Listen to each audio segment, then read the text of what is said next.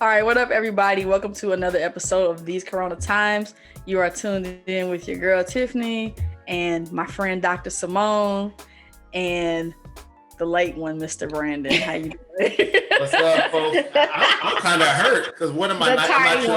I'm not your friend. You said my friend, Dr. Simone. I don't. The tardy friend. Today, you're my tardy friend. Feelings are a little bit hurt tonight, Tiff. A little hurt. I'm so sorry. I'm so sorry. We want to welcome you all back. I am filled with glee. I am excited. I am elated. The joy of my soul is just overflowing this evening. The episode is called Election Hangover. Are we done counting? But we're also gonna call it thank you to the African Angels. Thank you for striking out a win. Striking down. You know, I smell victory, but it's in the other direction. I hear the sound of victory. Yes. It's only in the other direction, though. In the other direction. I'm breathing easier. Yes. So last week our episode was our worries about the election, our anticipations, our predictions, and I'm just thankful now that we're coming to you live and direct as we have a new president-elect and vice president for our country. So I know we are really happy, and we're going to talk about that a lot tonight. So I'm not going to get too far into the episode, but I just want to always start by saying thank you all so much for watching. We enjoyed, specifically last week, we really enjoyed the engagement with you all. Some of y'all are very, very lively in the chats. Got a little spicy. There was spiciness. Yeah, a little spicy in the chat. So we definitely appreciate the continued support. Please continue to like, share, watch with us on These Corona Times. You can find us on Facebook at These Corona Times. You can find us on YouTube at These Corona Times. And of course, we post episodes every Monday-ish. Around 8-ish. You got to be flexible in these Corona times. You got to be flexible. Yep. We don't want y'all to get too comfortable. Right. No, throw one in on you. So, when the technologies cooperate, so sure we'll be also. So yes, definitely we just appreciate y'all's love and support. Please keep it going because as we say all the time, we are here for as long as Corona allows us, which looks like might be a long time. Yeah, that map, John King's map turned into the Corona map today. Went from the electoral college map to the COVID map, and it's not looking too good. No, there's a legit red wave on that map, and it's not looking great. So we hear you. So how did y'all do with your self-care this week? I did great. Man. Let's start with Brandon. Let's go ahead and start with Brandon because let's go ahead and get this out the way. This 5 a.m. wake ups. For real. I get a sense of some hateration right yes, there. You're right. You'd be right. But so my self-care for the last couple of weeks, I've been getting up around 5:15 a.m. and it is it's tough. It really is tough, but I have some good friends of mine who have been doing it for a while and they swear by the productivity. So I tried it and lo and behold, it's actually been something that's worked well for me. And I'm getting up, I'm getting my workout done by 6:30, 6:45, getting the kids and everything like that. It's been a very smooth transition. I can't lie, when around 9 p.m. comes around, I'm ready to go to bed.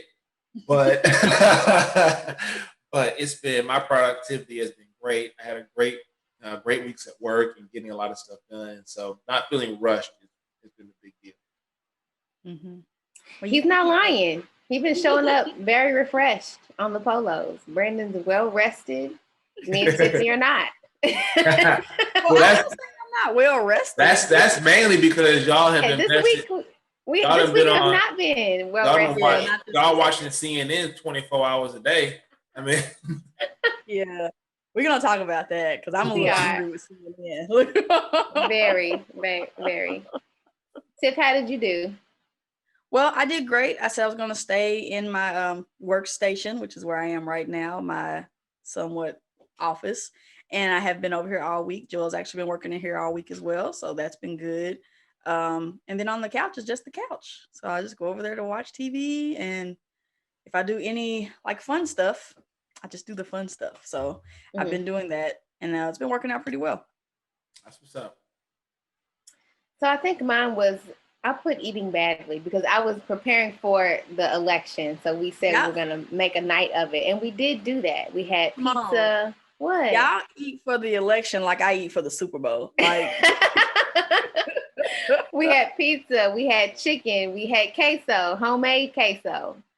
But my for real self-care was reading, and I've continued to do that. I finished my Trump book, and now I actually, of course, I don't have my other book, but I'm gonna just don't have it nowhere around. Down here. Never does. My Jennifer Lewis book, which I started reading last night, The Mother of Black Hollywood, and so far the book reads just like she talks. Oh, so very loud, huh? Loud, it's in your face. I love it. So it's a nice transition from Trump to somebody I actually like and respect, Jennifer Lewis. So. Are you reading it in her voice? Can you hear her voice in your head? Of course, you have to. It's loud and just yeah, it's a lot. So yeah, that's what I did, and I am going to continue to do that. So Brandon, why don't you orient us to the episode? Oh wait, we didn't do our acknowledgement. We did our acknowledgement, Simone. Oh, did I skip that? You did, Simone. See, my bad. You know what? I am so sorry. I am so sorry because we have to acknowledge the poll workers. That's what we're doing. The people who were out here working the polls, counting those ballots. I mean, literally day in and day out. Yeah. And we watched them. Yes, we watched them. Me and Tiff were watching them. I mean, they are for real, like the real MVPs, because the job was tedious. There are people, rushing them, people lying on them as they were trying to do their job. And we just really appreciate the diligence and just their effort. These are people who are, we were watching it, them do it in different cities. We were watching in Atlanta specifically. Lots of Black people, lots of Black and brown people out there volunteering. Now, I don't know, are they paid? Are some of these people who I don't know. I want to say it's volunteer. I think it's volunteer. Yeah. And also putting their lives on the line too, because we're in the middle of a pandemic while they were doing this. So they're, and not only that, but some of them were in danger because people were outside protesting, wanting them to stop counting. So there was at least one area in which they had to call the police and get these protesters who were trying to say, stop the counting. They were in the very area where these people that were counting were parked, so they couldn't get out safely. So, that is very unique from other election years. So we just really appreciate everyone. And of course, not just Black, anybody who was doing the work. Yeah. And I don't know about you all, especially now since you've moved, Simone, but before this year, where we generally go to vote, I usually see the same volunteers there every year.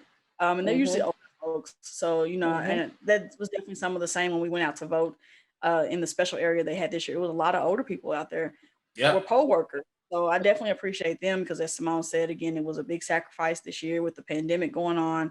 And, if any of you all are interested who are watching, I believe anybody can be a poll worker as long as you volunteer and go through some training and such. So if that's something you want to do for the next election, prepare yourself and sign up and do that. But we definitely appreciate their consistency and their persistence. You have to be out there early in the morning. Yes, you do. You gotta stay late. My mother-in-law does it every year. She didn't do it this year for obvious reasons. I don't believe she did, but it takes a special person to do it anyway, but particularly this year. Because they were under a lot of scrutiny. So now, Brandon. Now can I now orient? Now you can orient. Well, speaking of, poll workers and whatnot, we had the election this past Tuesday, and normally we know who the president is on Tuesday. Right around maybe 11-ish or so on a Tuesday, we'll actually know who the president is. This time, it dragged on for 4 days? Wednesday, Thursday, Friday, Saturday. So we didn't find out until Saturday. So just kind of going over how that stress played out with us. And then now that we do have the result, What do we feel like is going to happen going forward? Does the current president, continue his bullying ways? Should we have a big sign of relief? Is Biden the Black Messiah? All these plot twist. He's not.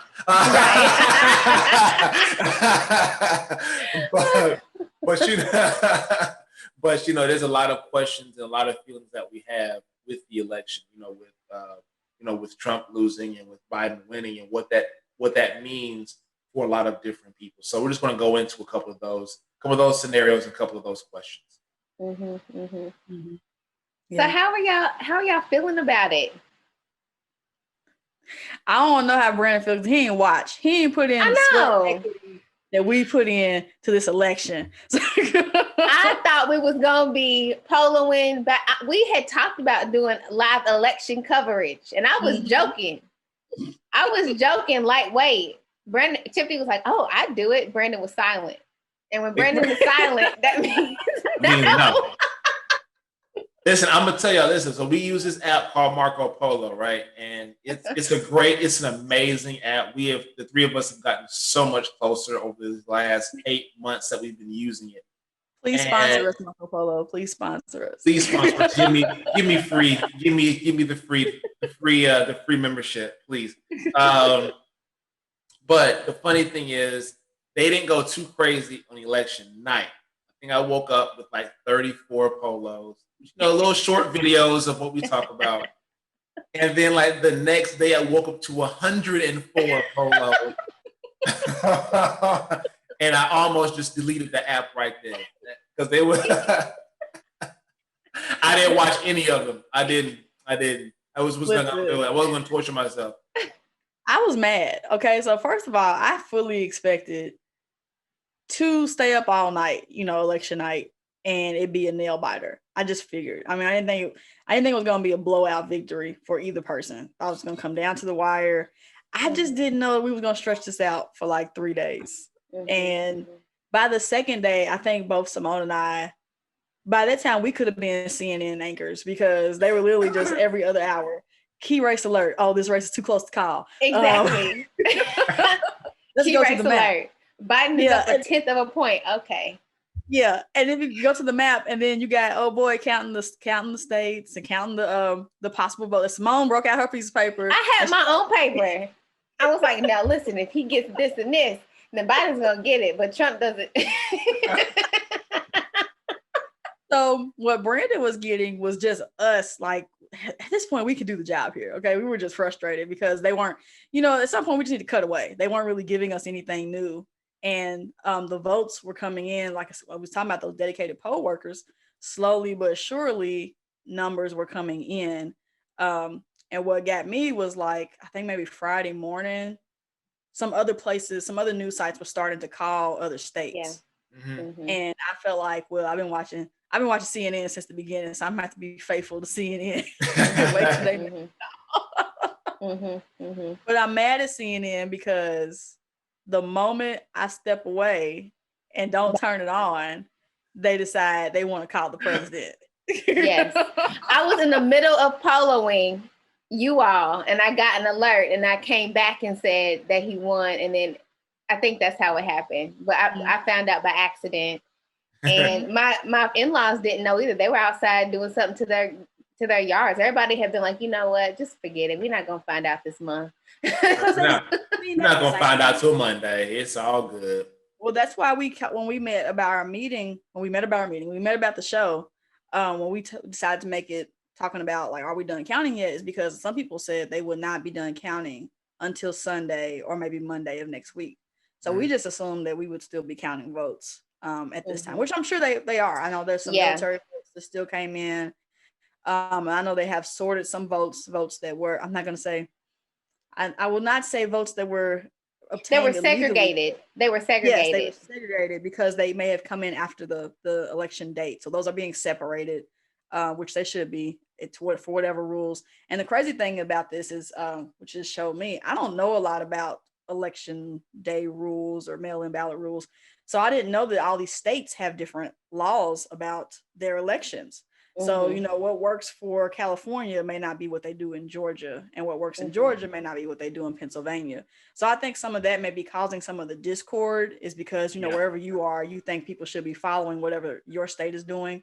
And that's not the case. Like I heard one reporter in another state, and I cannot recall the state right now, she said that they can actually take ballots in up to 3 days as long as they were postmarked by the date of the. So that's something else you have to consider. So we can't just put this blanket, oh, these votes were stolen, they're coming in illegally type of deal on us, when there's rules. And trust me, the rules will be played out in court. I'm pretty sure that Donald Trump's party will probably, push this with legalese to wherever they can. And those people will decide if those actual laws are actual violations. I don't think we're really in a place to say what's legal and what's illegal, since we are not well versed on all those laws. Right.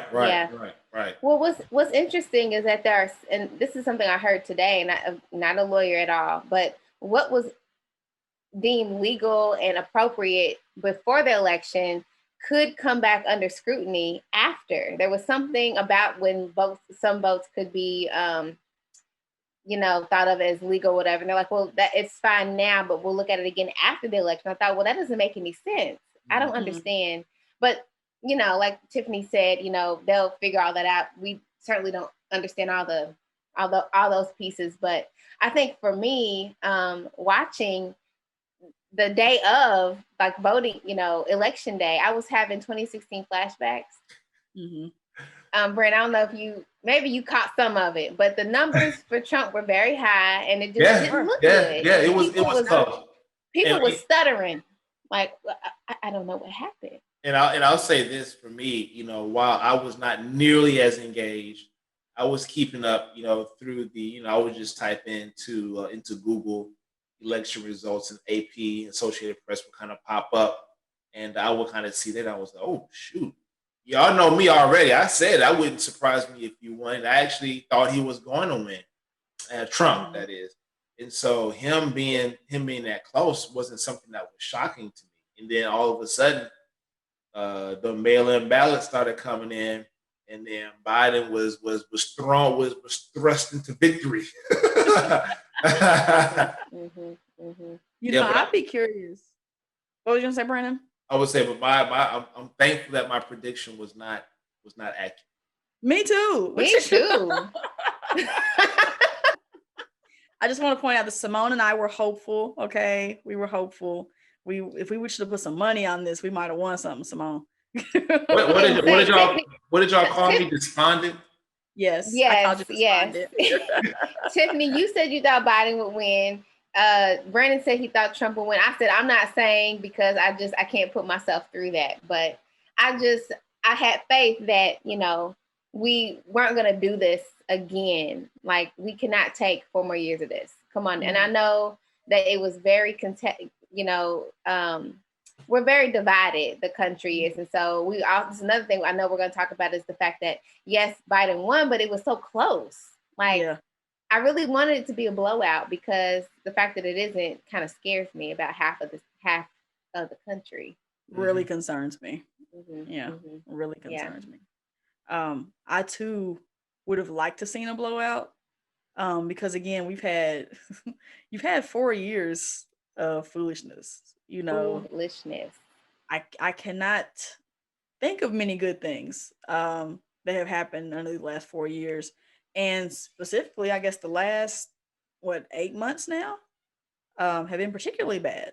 So just the handling of that, I was just really hoping that people would have a better mindset about who they wanted and why. But I think some of what folks want in this election is more emotional than sensical and political. I feel like people are tied to.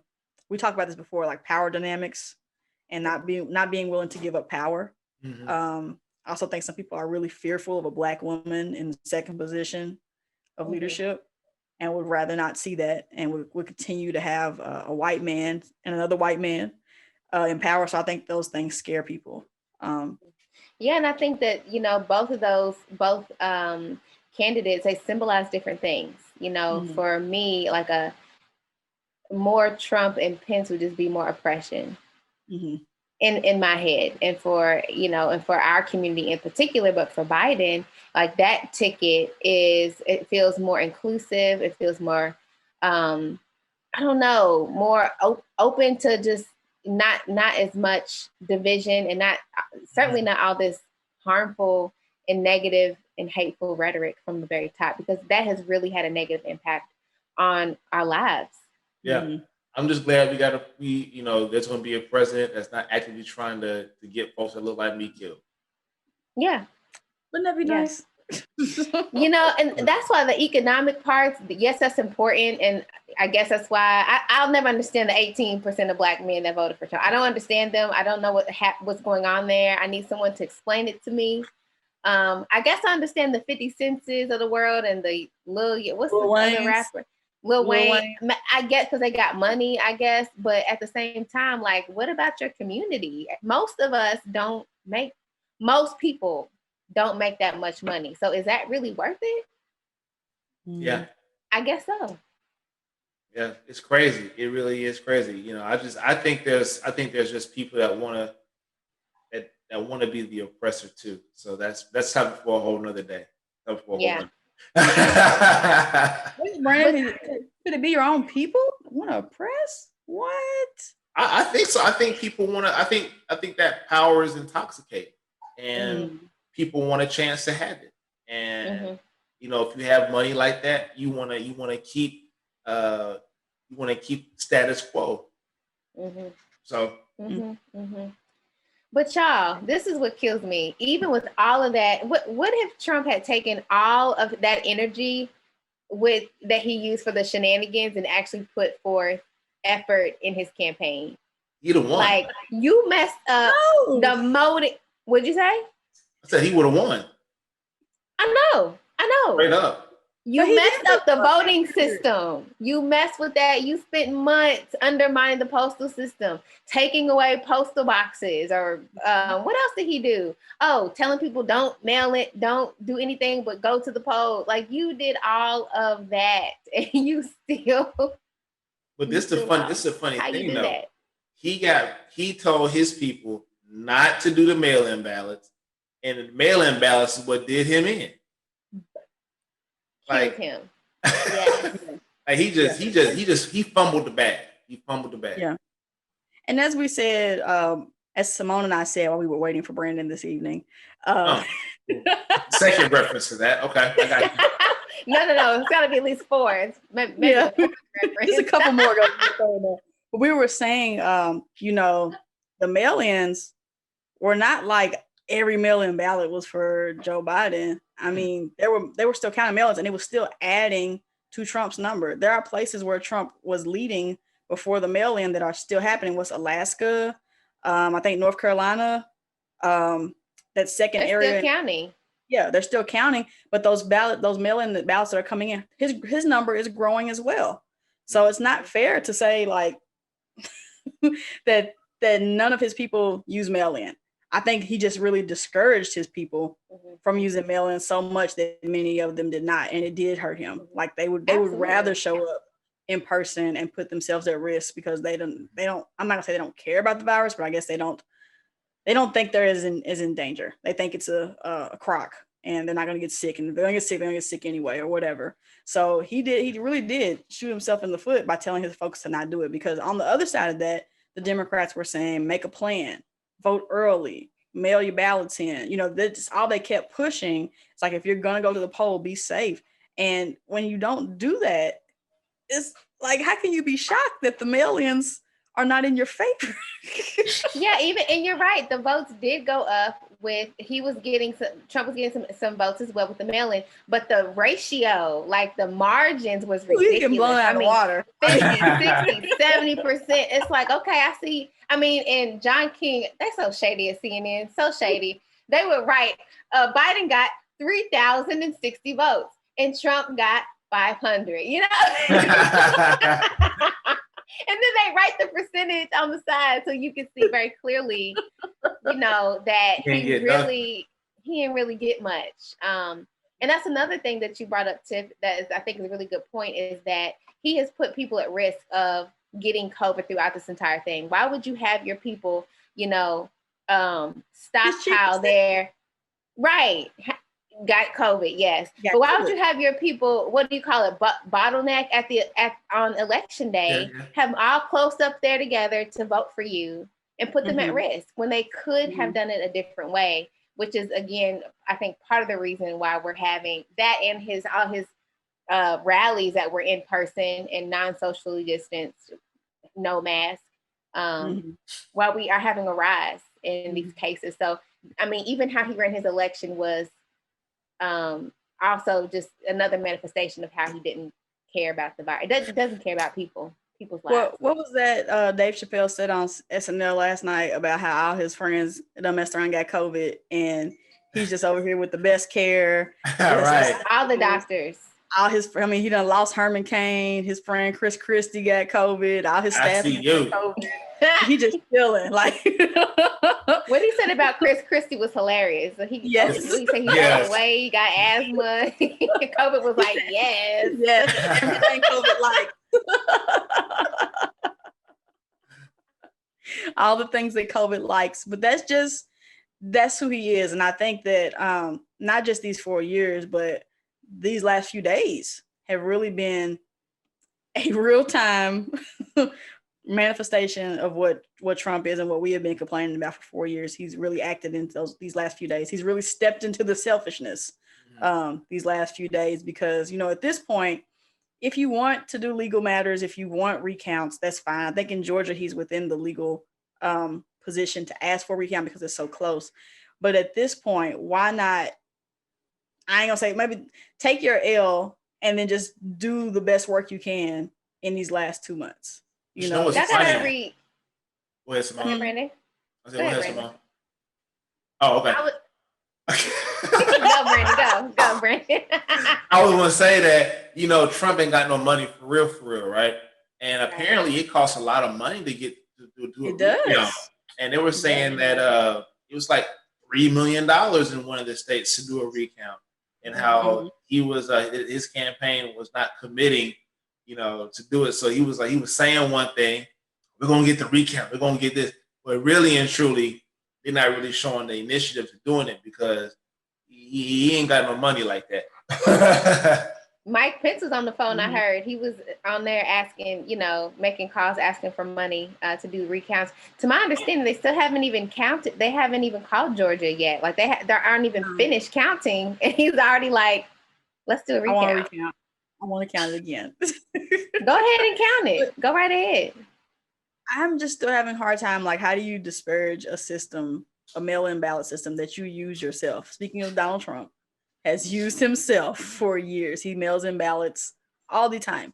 How are you now disparaging that system and saying it doesn't work? It's not right. It's unfair. And then also, how are you continuing to divide and confuse us? Like in some places you're saying they need to stop the count. And other places like, please keep counting. We need you to keep counting. That's what he does. If y'all read this book, and I guess now he's not president, there's no need to read it anymore. It was a very good read. But that's what he does. He bungles things. Like he's given all these opportunities to be the very best and to do the right thing, and it's like he can't do it. He just bungles, and that's exactly what he did. And he is just kind of has this history of being self-serving, but at the end of the day, he's just not really not a critical thinker. Let's just call it that. He's definitely not smart. What was John King saying, talking about intellectual? He said something like intellectual something. Like the absence of intellect or something. They have the absence of intellect. Yes.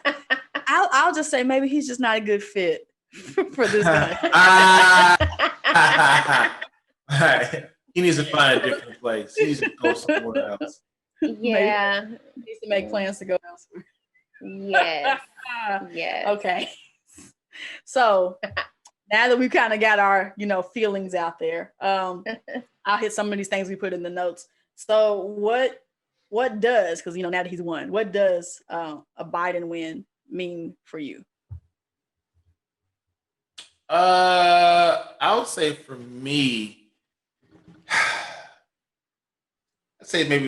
say decorum. I'd say just decency. That's the word. decency. Mm-hmm. And I think we've all said it on here, especially myself. I'm not a huge Joe Biden fan. I'm not a huge Kamala Harris fan. And that's fine. But I think them two being president and vice president means at the very least we go back to decency. Like all across the world, there was a sign of relief because Trump was such a terror worldwide, pulling out of this committee, pulling out of that committee, threatening this country, threatening that country. And that doesn't mean that Biden and Harris is going to be perfect, but it does mean that they're going to actually go through the protocols to do things the quote unquote right way. And we won't necessarily have to hear about Biden and Harris every day. Just every day. If you like when Obama was president, if you heard about something that Obama did, it was something, he wore a white suit or a tan suit or he was playing basketball, but then you go a couple of days and you wouldn't really hear nothing about it for real. Mm-hmm. Versus with Trump, you heard something about him like every day, every other hour. And it was like, I don't want to think about the president. I don't want to think about that. Like, let us just live outside of it. Mm-hmm. Mm-hmm. Very true. What about you, Simone? It's kind of like I was saying earlier. It's just, I agree with the decorum part, but also representation, more representation, having somebody who is going to be the president of all of us, not just the blue states. I love to see how diverse the crowds were. You saw, the queer community out there with the flag, gay pride flag, old folks, young folks. It was great. So representation is a big deal. That's what it represents to me, because we let Caden stay up and watch the speeches because we were talking to him about who they were and what that meant. And, he's only 4, but, you hope some of it will stick. And that's really important. When he was born, Obama was president, and now he's got, Kamala in there as vice president, and he's got another old white man as president. That's all right though, because Uncle Joe seems like he's a decent human being. So, yeah. Mm-hmm. And for me, I think it's decency and order. I appreciate Brandon tweeted. We have folks in the White House now that are speaking in complete sentences and subject verb agreement. Yes. I appreciate that. I can actually follow from beginning to end what people are saying. Thought process matters. Make English great again. Yes. And the fact that I think that listening will return to the White House. I mean, listening to facts, listening to science, listening to doctors, listening to voices that are not your own, voices that are not your children's, voices that are not your paid lackeys or whatever, voices of actual reason, even if you don't agree. And that's the thing about politics, right? Like, we're not all going to agree on everything, but the thing is, we have to collaborate. You have to learn, listen to both sides and try to pick what the best way is forward. And I do think that's going to happen. Do I think that this is all of a sudden going to save our country or save Black people or remove COVID? No. Because unfortunately, they can't happen in 4 years. It takes the wheels of politics move slowly sometimes. Things are going to happen quickly. Some things may take a lot longer, but we just have to be patient and stay on all these offices, all these folks in office, from every Senate seat to House seat to council person seat. Stay on all of your officials to follow through on the promises that they ran on, because you best believe I'm going to be tweeting Joe Biden about these student loans every week, because I want to make sure. I need that to be extended, because my student loans is about to be due. Listen, I'm already committed. I'm not even paying my student loans no more. I'm gonna take the auto bill pay off. We good. Joe said, so we gonna make sure. Joe got me. Joe, you got it. I'm so glad, like, I don't have to worry about scandal, in the White House anymore. I just have to worry about, they didn't agree with that agreement. Oh man, they, they're at odds with this country. I don't have to worry about stock market prices falling down to like abysmal prices or anything like that. It's like, I feel like order has been restored. Yeah. For sure. But with that though, so there, I was thinking two things. One is I agree that does not fix all of our problems, right? But I'm also stunned at what 4 years under Trump did, what that did to us as individuals, what that did to our name and our reputation across the world. Mm-hmm. I mean, I think there's people who say, "Oh, we'll never gain this or that back." I don't believe that. I typically don't think that's. I think that's kind of catastrophic thinking. Mm-hmm. But a lot happened. I cannot believe it's been 4 years. A lot happened. A lot of pain and hurt, tears. I never seen Van Jones cry so much. And he cried. He cried so much. He was crying the other night. And for good reason. And I love it. I love to see a grown man cry. We need to see that. Toxic masculinity it's not a thing anymore. Like, we don't need it. But there was a lot of shenanigans going on CNN. Did you catch any of it, Brandon? Did you catch any of the shenanigans? I did not catch any of the shenanigans. You want to watch it? Not catching any of the shenanigans. To the Jake crying. Tapper needs. Oh, go ahead, Tiff. I was gonna say, to the crying on the other side of that, I've never seen so many white folk be choked up over the threat to our democracy. You know, like they really took that hard. They were like, I can't believe he got up there. He said that. It just hurt Stephen me. Colbert. Was like, that's my boy. He had to stop. He had one of them church pauses. It's okay, white people. It's all right. That really hurt. You know, like, whew, goodness. Yeah. But yes, the shenanigans on CNN were hilarious. Jake Tapper needs to sleep for a week. There was a new bag every hour, and he was being so spicy with Abby Phillip. My boo. Your boo, are you and Kaden both? Okay. I'm gonna have to start tuning into CNN, boy, more often. Not just a glance here or there. I might have to start. She got a show? Not yet. Not yet. Probably get one though. She get a show, boy. I'm be a CNN. I'm gonna watch CNN. Let me say, shout out to the black anchors on CNN, because there aren't very many.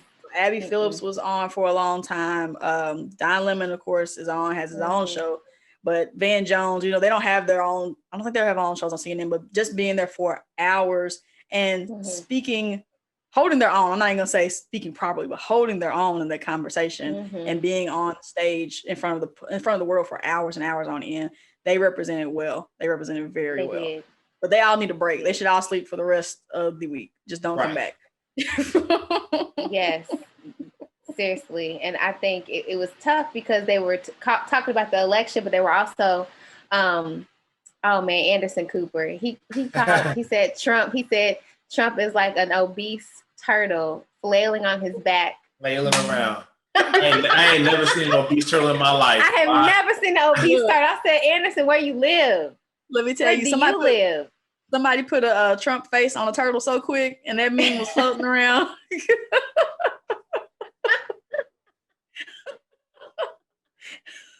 They were spicy. The internet is so quick.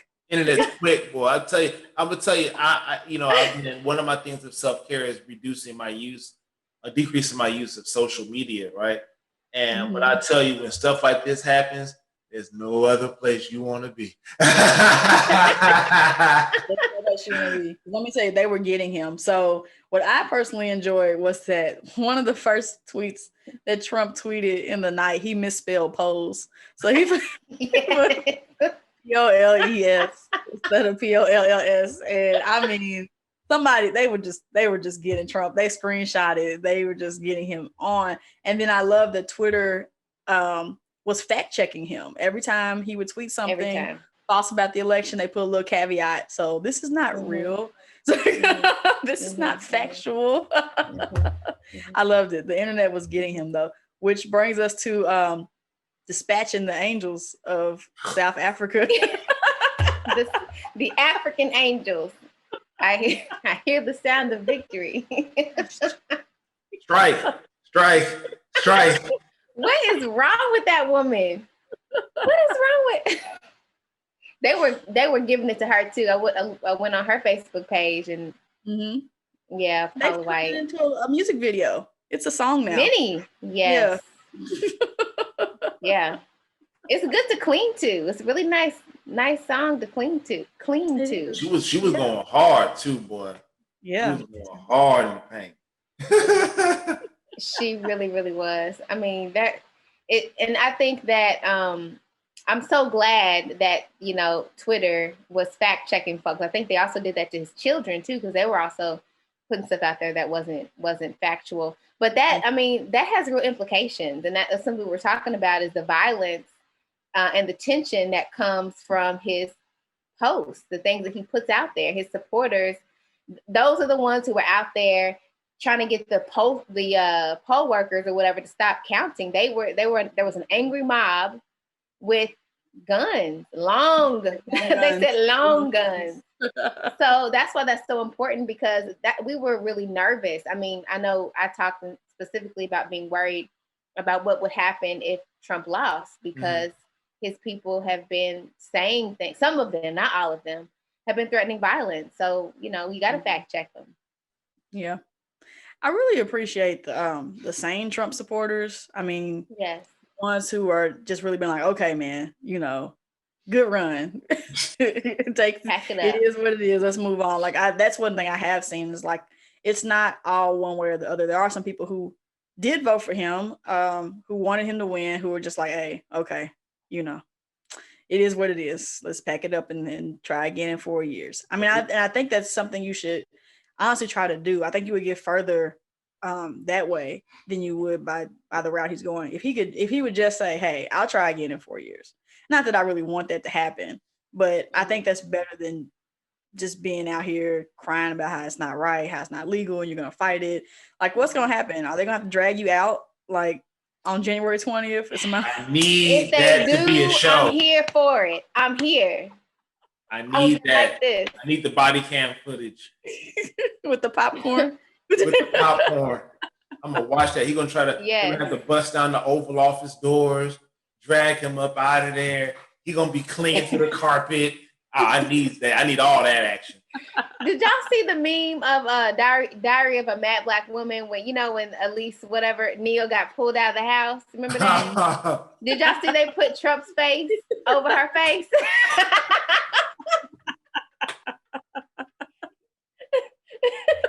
I'm not leaving. Yes, you are. You gotta go. That needs to happen. They said they would. I heard them say, as of January with the 20th at 12, he don't work for you. The Secret Service doesn't work for you anymore. So they'll take you out. Gotta take you out. I'm here for it.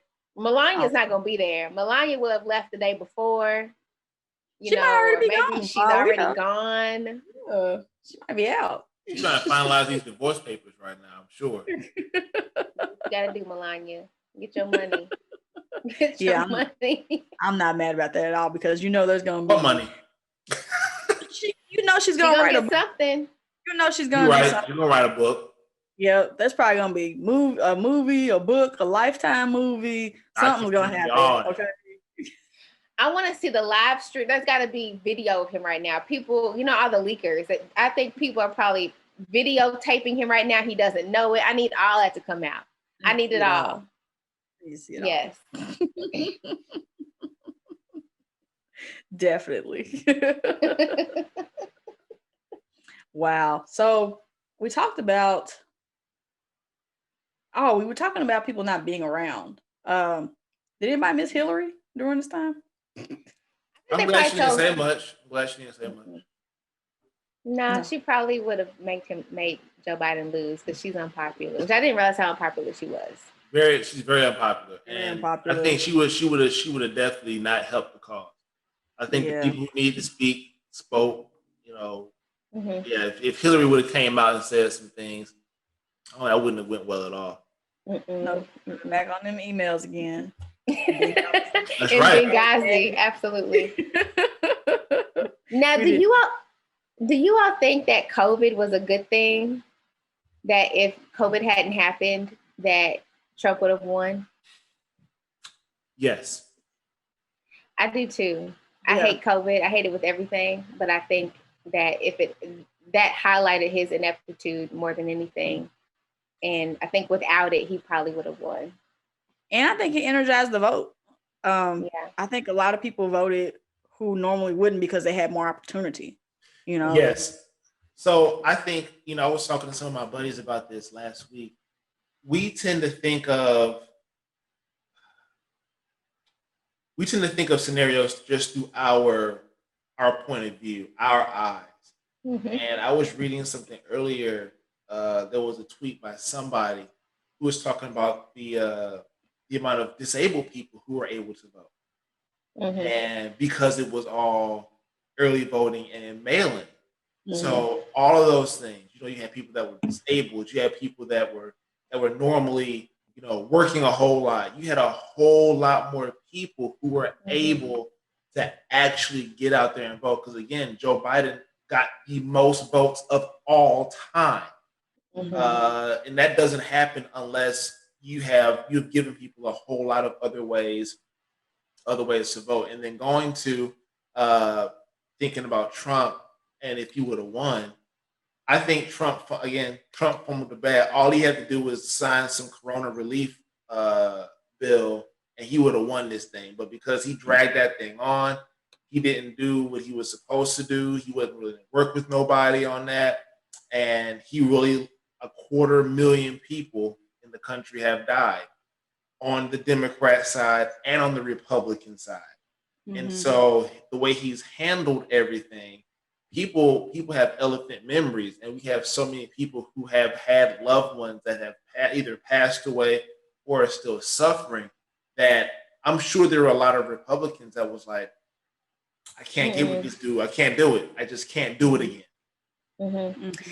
I think he really messed up disparaging John McCain the way that he did. People love John McCain on both sides. And when you have, the McCains are very, and I only know this because of Meghan McCain, who's on The View, they're an extremely conservative family. So for them to go and support Biden, and then for his wife, his widow, to come out and openly endorse Joe Biden, that did not help him. And they're in Arizona. Arizona.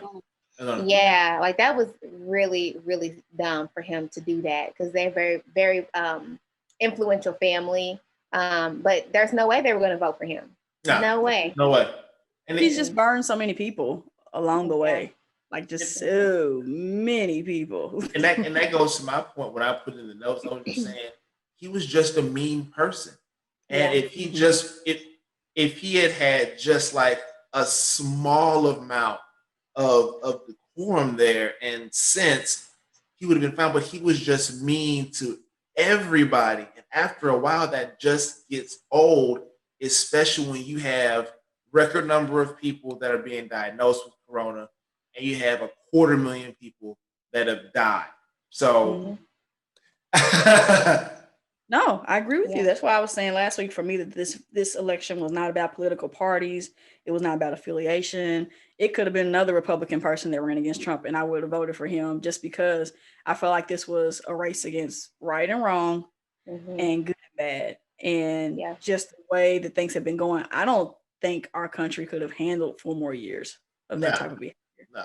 I don't think we're gonna make it. And saying stuff like encouraging herd immunity, which is for everybody to get COVID and then see who makes it, is not how you move your country forward. It really does sound like something out of The Purge or something out of survival of the fittest stuff. Yeah, we don't need no real life Hunger Games out here. So like just his ineptitude, his inability to lead, is really what was more on the ballot for me. Again, it could have been another Republican, any one of them. You could have lined and put Lindsey Graham out there. It would have been any of them. I would have been like, okay, I'll take them all. But not Lindsey. But it goes back to what we were saying like during the last show. It's not that that three of us. It's not like we're so much against Republicans. That's not at all. That's not the case at all. We are. I will speak for myself. I am anti-Trump. I am not anti-Republican. I am anti-Trump. And 100%. He had to go. Again, it could have been a slice of cheese running against him. And I would have voted. I would have went with that cheese slice. Wisconsin cheese. It wouldn't matter. The whole clubhouse. I would have picked them all. Right. Absolutely. Could have been some pepper jack, and I was like, "Yo, we going with you, pepper jack." But the positive in this, because there's always a silver lining, I believe, is that we see what our country is capable of. We see what groups who don't normally vote in high numbers, we see they can come out and make their voice be heard. I mean, this was amazing. It was amazing to see all those people. And even after the elections, because we also learned about this idea of, or this process of having to cure your vote. Yeah, like they'll call you, like if there's some inconsistency or whatever. Yeah, they'll call you and say, hey, you need to get down here with your ID and whatever, so we can make sure your vote is counted once we verify this information. Those lines were crazy long because people were like, I want to make sure my vote is counted. So I'm encouraged that people showed up and showed out, and it just shows that people do care, and then people had enough. It actually kind of seemed like the opposite of voter suppression this election. But they tried. That's everything they tried to do. It was like the opposite. Yeah, but there was so many. There were just so many ways to vote. Like, and in my head, I was like, "Why haven't we not been doing this before?" Like, and I think they're going to look at some of that. I think there were talks that they may continue some of these practices, maybe voting early, or maybe making more provisions for mail-in ballots going forward in future elections, because it really did bode well. Like, I don't know how many total people generally vote for presidential elections, but I understand that these numbers were record-breaking. 76 million, 72 million popular vote, whatever, added together, that's a lot of people. Half the population. That many people have never voted. Half the population really voted. I mean, you really give people no excuse, because you're right, Brandon. I think when you were talking earlier about how we look through this through our particular lens, and I've always been in a job where I've been allotted 2 hours to vote. It's not even a question. They're gonna be like, okay, I'm gonna vote either before work or after work because work's gonna allow me to. Some people don't have jobs that are like that, right. That don't enforce that rule, or where they're not able to really do that for them. So, like, allowing people 2 weeks to vote early, allowing people the ability to request mail-in ballots and to get those sent in, I think that was very helpful for this process, especially during this time of COVID, where you can't really be trying to put your political values over your job right now, because you can't be getting fired because you want to go vote. Right. So, I think. Go ahead. No, go ahead. You finish your thought. And I'll just say, I hope that these are things that we keep doing going forward, because I think it just encourages more people to vote. Yeah. Shout out to Louisville, man. Like, I had an awesome experience, and one thing that I had always wondered about, just in my head, was, why can't we vote on the weekends? Like, we're on the weekend. But in Louisville, we were able to vote 8:30 to 4:30 on a Saturday. Like, how many more people were able to vote? Because generally a lot of folks are off work during that time. So you have so many more people that are able to get that vote. And there's just, they did a lot of work at reducing a lot of barriers, it was really good. Yeah, and voting it's not this, it's not this thing that is it's not exclusive. It's not for only certain folks. It's our right. If you are old enough and whatever other requirements, and you can legally do so, you should be able to we should be opening up the floodgates for people to be able to vote if you can do so legally. And so also it's 2020, why would we force folks to go to the building on a certain day? It doesn't make any sense. It doesn't work for our system. Also, I would just say, like, we literally, I didn't help with this process at all, but we got this together in a matter of months, right? And so what would imagine, like, if we had 4 years to prepare for this and really perfect the system, what it would be like. They put this together in a matter of months, and this is what we were able to do. And right now, even though there's some kind of litigation, there's been no real evidence of voter fraud. So this is really amazing to see the capability of our officials and of just the American people. Most definitely. Well, I think we'll do our last discussion point, because I'm sure it's going to be a lengthy one. We got to talk about who's still our current president now. So do we though? Do we have time? I mean, we do. for 2 months. Has his response to all this diminished the integrity of this moment or of this process, in your opinion? I think it depends. I think it depends on who you voted for and what your thoughts are. Like for me, no, I agree with Brandon, not at all.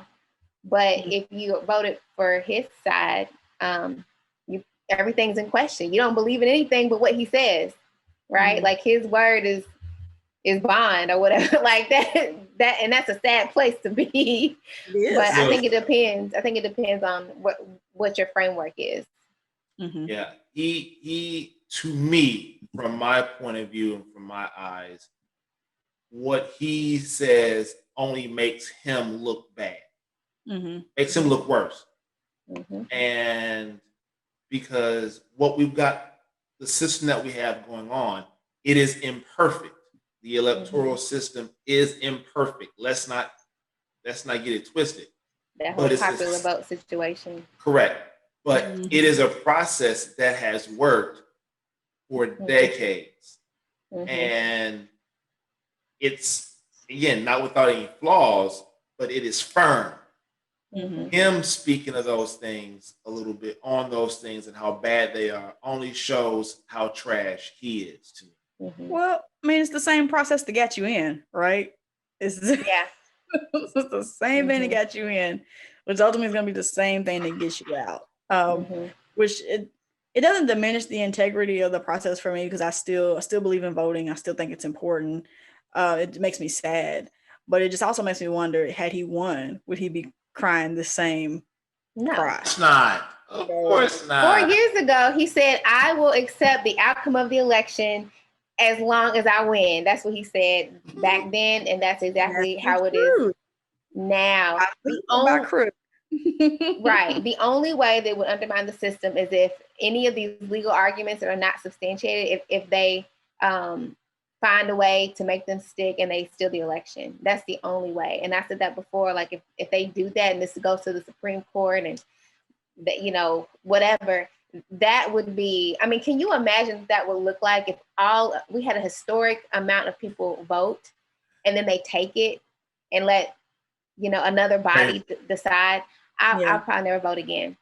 Which I hope will not get that far. I feel like Sister Amy Coney Barrett, the new Supreme Court Justice, Sister Amy. Sister. I feel like she doesn't want to touch this, you know, at all, because now that there's no clear path for him to go back, right? Like there's not really any good arguments that are sticking to the wall, which I learned from CNN. They're throwing the legal spaghetti at the wall and nothing's sticking. So, you know, there's nothing that seems like it's going to turn around no matter what they do. So I would think that going forward, you're on this, you know, this platform for life. You don't really want to do anything, you know, contrary that's going to associate you with somebody who's on their way out of the office, you know, not this early. No, it kind of tarnishes you. You only been on the job like a month. Like, why would you want to do that? Tie yourself to a sinking anchor. Like, and also though, you can't get fired though. So why not? You can't get fired, but you can be an unpopular justice. I guess one thing that was really helpful in this whole thing was that while it was fairly close, vote wise, electoral wise, it was a blowout. Exactly. So it wasn't like Biden won like 270 to 268. You know, he got, you know, even like 290. Right. Trump lost by like 60 and 80 electoral votes. So yeah, you know, I think that's not helping his cause. For sure. But it depends on, like Simone said, what your framework is. I mean, of course, the person that we wanted to win won. So I think for us, this doesn't do us any harm to what we think about the voting system. But, you know, again, just to reference Dave Chappelle and what he said last night, which I think was really good, is that, you know, while I'm not for the other side, I understand where they are. You know, I can understand being really disheartened with the system. I can understand being really frustrated. I can understand being really angry and upset and wanting to leave the country and the not my president stuff. I can hear it. I can't understand it, but I can hear where you are. You know? Sure, I can empathize with that. Yeah. Yeah. A little bit But y'all gonna have to Dang, we excuse us. can't be openly racist no more. I'm gonna have to be racist in my closet. I can't be homophobic and transphobic no more. I'm gonna have to just, dang, do it on, in our little silo. I'm gonna have to fake like people now. Right. Dang it. Go back to y'all's little closets and be racist in the dark. Y'all can't be racist out right now anymore. That's where we need y'all to be, in the closet. Go somewhere with that. So. Hey, while we appreciate your mourning, y'all gonna have to be gracious with us because we don't have to sit through 4 years of this. So y'all gonna have to endure about 2 months till we get tired. The petty gonna fly. The petty is gonna fly. Y'all just let us have this. Y'all just go away. Just let us have this. My hope is that Paula White does some more prayers that people can do videos and mashups of. I need to see that. I need to see that. I want to see a mashup of Paula White striking and dispatching the angels and Kenneth Copeland blowing the COVID away. I want to see a mashup. Well, I need her to start praying that our student loans increase, because how the opposite stuff tends to happen when she prays. Yes. So yes. I'm gonna need her to go ahead and send the African angels to increase my student loans. Increase with Donald Lawrence. increase. And you know what? We didn't say this, but one of the good things about the vote going this way is that we are about to all his cabinet people are about to leave, which means Betsy DeVos and her crazy self are about to be out the door. I cannot wait. Our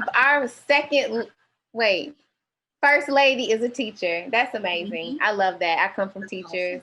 Brandon's wife is an educator. I mean, I love that's it. Amazing. Again, love the diversity, love the representation.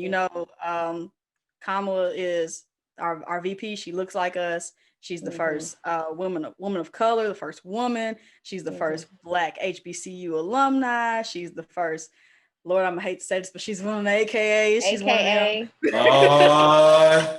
The AKAs is coming out the woodwork. I love though. 9 for real, but y'all AKA is about to eat this. I can't be mad about it, but they about to be, AKA is an extra anyway, and AKA is about to be just on a whole nother frame, a whole nother level of extra now. They deserve. Can't tell AKA is nothing. They deserve. Let me tell you. Yes. Yeah, I know when Michelle Obama, I think she's honorary Delta. The Deltas ate that up. So yeah, I understand. So you all, as we come to the end here, I know we got to talk about self-care, and I'm definitely going to do something different with myself this week because I have not been kind to myself. What y'all going to do this week to take care of yourselves? Well, I'm going to start because, it's right here. I'm going to drink more water. Oh, Lord. Oh, you dropped it? You should drop the water on your laptop. Was it closed? No, it was closed. Oh, you about to ruin your laptop right there. It was closed, but I have a MacBook. It's indestructible. Not whatever. You want? Don't even get me started. I'm gonna drink more water. And I was off the gym this week, so I'm going back. Because that's a good self-care too. I'm also not going to watch any CNN this week. So sorry, Simone. Not watching any. Listen, you don't watch enough this week for like 3 weeks, so you good. Oh, you're right. I will be continuing to read my Jennifer Lewis book. And I think that's what I'm gonna just keep reading. I'm gonna try to go. I'm gonna be watching my normal hour and a half of CNN at night because that's what I do. But I'm not going to listen to Trump speak at all. That's one thing I did do. I can't listen to him speak about fraudulent stuff. It gets my pressure up. And I'm ready to have speeches where my pressure doesn't rise. I'm ready for more Joe Biden speeches. What I don't need, though, is Joe Biden running to any stage anymore. Don't be running, Joe. Just slow and steady. I'm trying to tell y'all, he's good. He's capable. He's been in the gym. He's been working cardio. I'm sure, but just take it slow. But yeah, I'll be reading and trying to eat better as well. That's what's up. I am cleaning. I'm going to start cleaning more this week. How much more could you clean? Every nook and every cranium. No, I actually have a schedule. For cleaning. And so tomorrow is the living room. I got a couple of vents that need to be cleaned. I want to do the kitchen, the living room, and the vents, and I'll do the vacuuming. And get a little schedule together for the week. Y'all, it's funny, but cleaning is self-care for me. I know you love it. I'm glad you I cleaned today. I just don't enjoy it. He just cleaned last week. A few days ago, he cleaned. A few days ago. Right. Cleaning is comforting. Much more cleaning do you need to do? It's next to godliness. Listen, my man Sean understands me, so I don't need you, Simone. I got my man Sean. He gets me. That's why me and Sean vibe. Don't call Moses Bruce. Don't call Moses Bruce. I'm so mad you call him Moses Bruce. Leave my friend Sean alone, man. Well, look, we're gonna have to get out of here because we done brought Sean into this, and Sean he's watching us tomorrow. Like, I didn't have nothing to do with this conversation. Right. So I'm gonna defend myself. So as always, we want to thank y'all for sticking with us. Thank you for joining in the conversation. We hope you enjoyed the episode, and to the Trumpers out there, it'll be okay. They're gonna be all right. You'll live. Be fine. Yeah. You're gonna be fine. Just drink some water. Some water, and then to those of us who are on the other side of this, it's gonna be all right too. I mean, that's what we said last week. Regardless of whatever happens, we believe that God is in control. Mm-hmm. So He is. Yes. It's gonna do what it does, and God's gonna work it out in the end. So that's what I believe. I think that's what Brandon and Simone believe as well. So if you're a person of faith, none of this matters anyway, because we know what the word says. We know what's gonna happen in the end. So we just continue to be faithful until He comes. Continue to work until He comes. Yeah. But until next time, we want to thank y'all for being with us. Yeah, and take care of your. He's trying to get out of here. I understand. No, I was saying. I thought you were going to say we remain yours. That's why we remain yours. We do, but before that, we still got this pandemic out here. So please be safe. I know we're celebrating, wear your mask, folks. But please wear your mask and social distance, and we got to get this under control. We got to help Joe and Kamala get this under control when they hit office. And go ahead, Simone. Go ahead. I was gonna say thank you all for watching. Yeah, and of course, now this election is wrapped up, let's get back to focusing on justice for Breonna Taylor. Yes, absolutely. Get it done. Get it done. Yeah. Now, Brandon, until next time, we remain yours.